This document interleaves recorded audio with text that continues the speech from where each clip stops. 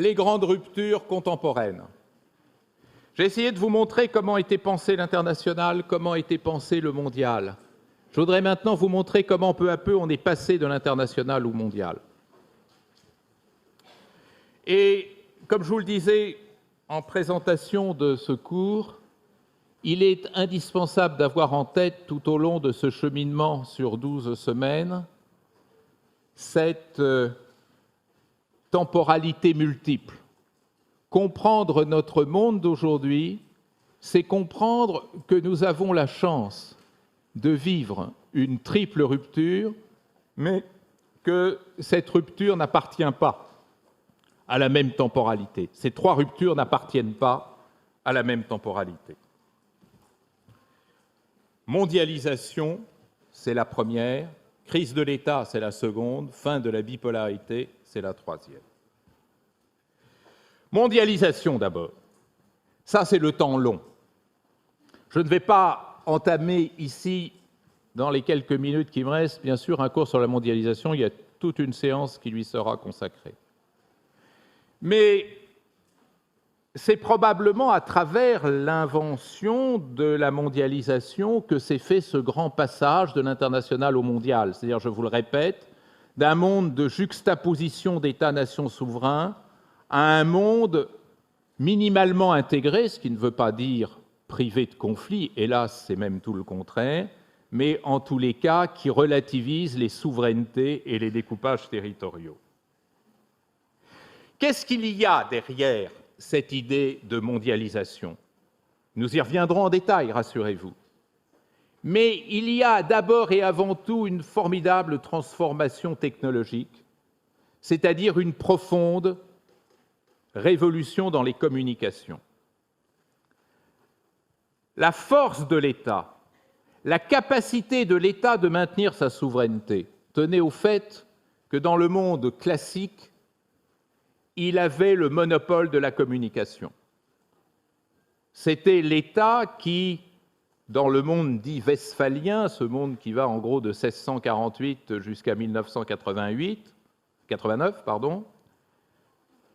ce monde westphalien était un monde où seuls les gouvernants maîtrisaient les relations internationales.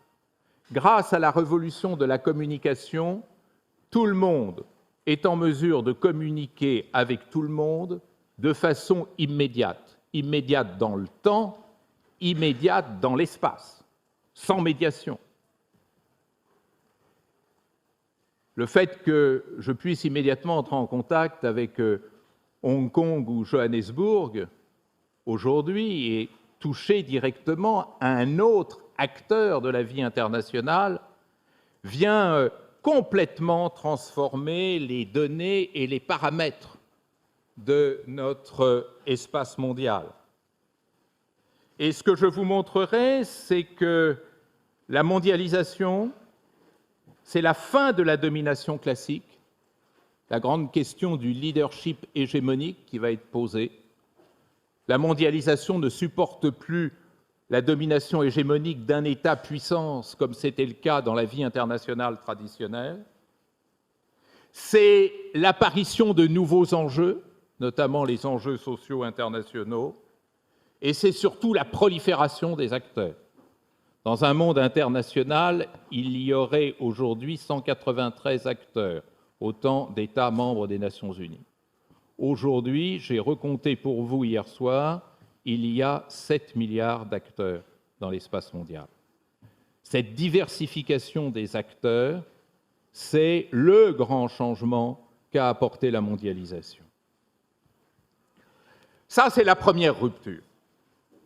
La deuxième rupture, c'est ce qui relève, je dirais, cette fois-ci du temps moyen, c'est-à-dire la crise de l'État. L'État, porté par le système international, a été attaqué par la mondialisation et il ne retrouvera plus jamais le statut qui était le sien à l'époque westphalienne, c'est-à-dire à l'époque des relations interétatiques. C'est un autre grand enjeu de notre cours. Premièrement, ne me faites pas dire ce que je n'ai pas dit. Je ne dis pas que l'État a disparu. L'État est là, et ce qui est intéressant dans ce contexte de crise, et on y reviendra longuement, c'est que même on se retourne vers lui. On lui demande de revenir. On lui demande non seulement sa protection, mais de nouvelles protections. Seulement, tout le problème est là, l'État n'est plus en mesure de répondre aux demandes de protection comme il l'était dans le monde prémondialisé. 3 aspects vont nous intéresser quant à cette crise de l'État. Premier aspect, c'est peut-être celui qui va tout perturber, c'est une universalisation ratée. Avec la décolonisation, on pensait que tous les peuples du monde, pour la première fois dans l'histoire de l'humanité, allaient pouvoir être gouvernés sous le même uniforme, sous le même prêt-à-porter, celui de l'État-nation. Que l'État-nation allait s'imposer partout, en Afrique, en Asie, en Amérique, en Europe et en Océanie. Or, cette décolonisation, dont je vous montrerai qu'elle a été très largement bâclée et ratée, explique qu'aujourd'hui, grande caractéristique de notre monde blessé, près de la moitié des États sont ce qu'on appelle en anglais des failed states, ou des lame leviathan, ou des collapse states, des États effondrés. République centrafricaine, Tchad, Yémen, Somalie, Mali, on pourrait continuer et constater que l'une des grandes faiblesses de notre système international contemporain, c'est de reposer sur une cohorte d'États qui ne sont pas de véritables États, qui sont pour le mieux des États faillis ou au pire des États effondrés.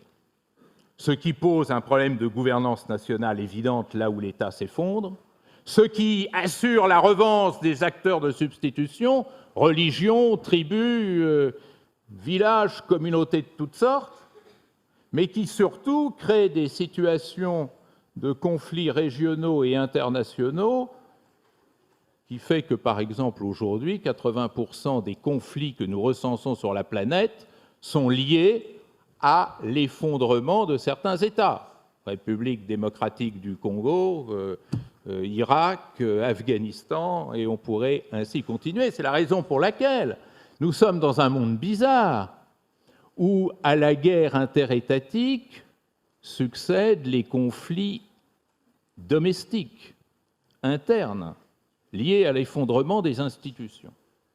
Premier échec de l'État.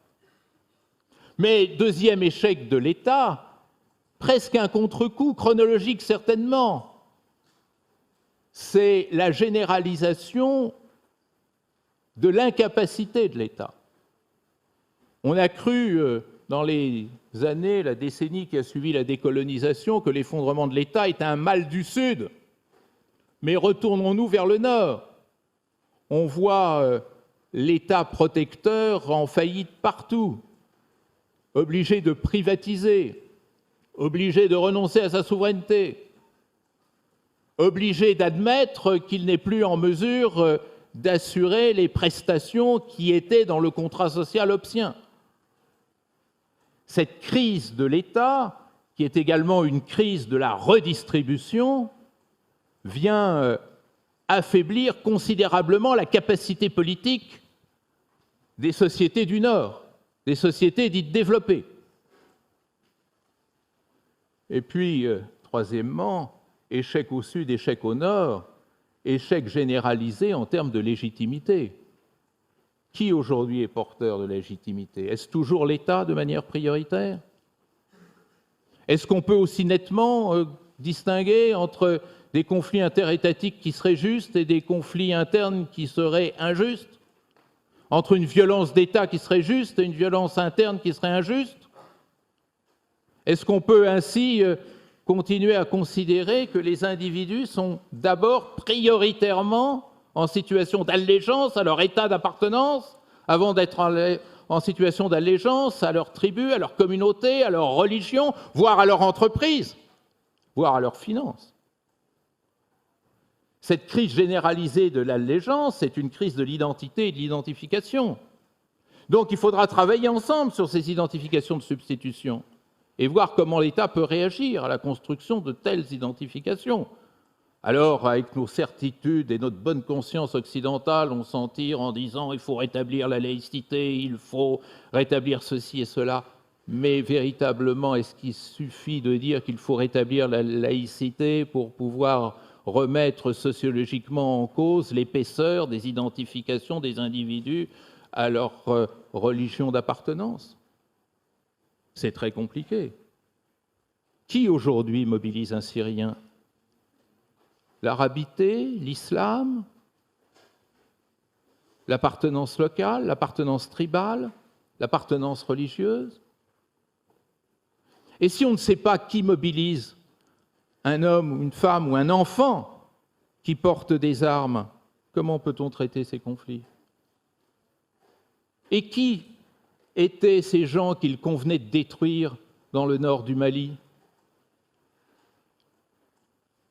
D'infâmes combattants persuadés du mal qu'ils font, ou des pauvres types sans emploi, sans identification locale, nationale, régionale, étatique, des bandérants, des enfants soldats qui viennent ainsi rejoindre les rangs des combattants pour pouvoir être vêtus, logés, nourris? Vous voyez, dimension sociale créée par cette disparition de l'État dont il faut bien prendre toute la mesure et qui est un phénomène très grave. Crise de l'État. Enfin, fin de la bipolarité, oserais-je le dire? Quand on contemple les décideurs de diplomatie, on a l'impression qu'ils sont encore au temps de la guerre froide. Et pourtant, la bipolarité a disparu. Elle a disparu lentement, mais sûrement, entre 1989 et 1991. Il faudra qu'on revienne longuement sur cette question. La disparition de la bipolarité, on s'aperçoit maintenant que c'est la disparition d'un état d'exception. Le monde n'a pas toujours été polarisé. Avant 1947, le monde n'a jamais été polarisé. Il n'a pas été polarisé pendant l'entre-deux-guerres, il n'a pas été polarisé au XIXe siècle, il n'a pas été polarisé au XVIIIe, au XVIIe, etc. La polarisation, elle a dans l'histoire de l'humanité 42 ans d'âge, 1947-1989. Alors, lorsque la bipolarité a disparu, c'était un jour de décembre 1989, en rade de Malte. Le président des États-Unis, George Bush père, recevait Mikhaïl Gorbatchev, président de l'Union soviétique. Il faisait très mauvais, ça tanguait. Et Gorbatchev dit à Bush, l'URSS n'est plus intéressé à la compétition internationale. Bush croyait que c'était l'effet du tangage, il n'en revenait pas. Nous ne cherchons plus à entrer en compétition avec l'Occident, dit Gorbatchev. Et rentrant dans sa cabine, le président Bush prend un crayon, un papier, il y en était deux, il y en a un qui ne veut plus jouer, 2 moins 1, il compte, il recompte, il suce son crayon, il arrive à la conclusion, il n'en reste plus qu'un, donc on est entré dans un système unipolaire. Je vous montrerai le moment venu, mesdames et messieurs, que 2 moins 1 en relations internationales, ça ne fait pas 1. Et que la disparition d'un pôle dans un système bipolaire ne crée pas l'unipolarité. Mais il est beaucoup plus difficile de savoir ce que ça crée. Et la grande énigme de notre espace mondial aujourd'hui, c'est que nous ne savons pas quel est le système international qui nous gouverne. Nous ne savons pas si nous sommes dans un système multipolaire, comme disent les uns, unipolaire, comme disent les autres, ou apolaire, comme moi je le dis. C'est-à-dire un système international qui a perdu toute la configuration qui était, en son temps, 47-89, productrice de normes, productrice de pratiques, productrice d'équilibre, productrice de diplomatie, productrice de stratégie militaire, productrice de comportements sociaux, peut-être même productrice de culture. Tout ça, c'est fini. Nous sommes dans un monde qui est complètement déstructuré, dans un monde où les alliances n'ont plus grande signification, où les ennemis, sans même s'en rendre compte, combattent quelquefois du même côté, où ceux que l'on soutient en Syrie, on les combat au Mali, et ainsi de suite. Situation étrange. Situation étrange qui fait, par exemple, que l'Arabie saoudite et la Syrie se retrouvent du même côté pour appuyer le coup d'État militaire du général Sissi en Égypte. Curieux, Syrie, Arabie saoudite du même côté. Nous sommes dans un système profondément déstructuré. Et l'extrême difficulté d'avoir des repères analytiques pour comprendre comment se crée cette dynamique internationale est probablement l'un des points de notre ordre du jour qui va le plus nous retenir. D'autant que la fin de la bipolarité, ce n'est pas seulement le brouillage dans l'analyse des conflits, c'est aussi le brouillage dans l'analyse des institutions internationales, c'est aussi le brouillage dans l'analyse des alliances. Est-ce que l'OTAN fait encore sens?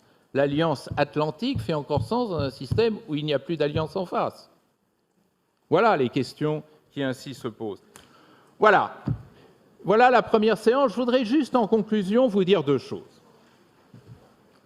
La première, c'est que Espace Mondial est là pour que nous construisions ensemble un certain nombre de réflexes. Il ne s'agit pas du tout, et croyez-moi, ce n'est pas des phrases en l'air, c'est pour qu'il n'y ait pas de malentendu entre nous. Il ne s'agit pas d'un bloc de connaissances. Il s'agit de vous habituer à réagir à certaines questions en prenant des précautions qu'on oublie de prendre, poussées par l'habitude et par la coutume. Donc, ce cours n'a rien à voir avec la mémorisation. Ce cours n'a rien à voir avec un secteur de connaissances. Ce cours, il a à voir avec un nouveau regard que nous vous invitons à porter sur le mondial, que nous vous dissuadons d'analyser comme étant la énième ressucée de l'international. Voilà en quelque sorte l'esprit. Le deuxième, c'est que ce cours, c'est un cours de personnalisation du savoir. Vous allez toutes et tous être de grands décideurs. Je voudrais quand même que vous décidiez enfin de façon moderne. Regardez comment les grandes décisions sont prises en politique étrangère. C'est toujours par référence à un passé révolu. Donc, ce que je vous propose, c'est de fabriquer avec vous les décideurs critiques de votre monde moderne.